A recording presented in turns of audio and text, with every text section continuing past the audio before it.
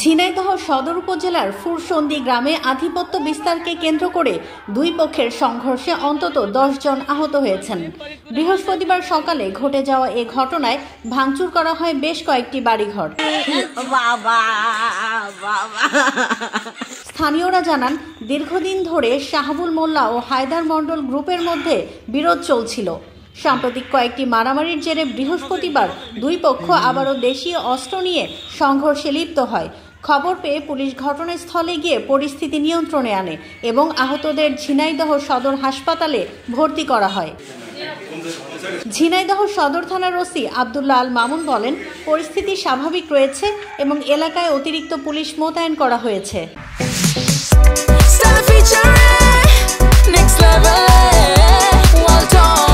Side by side fridge.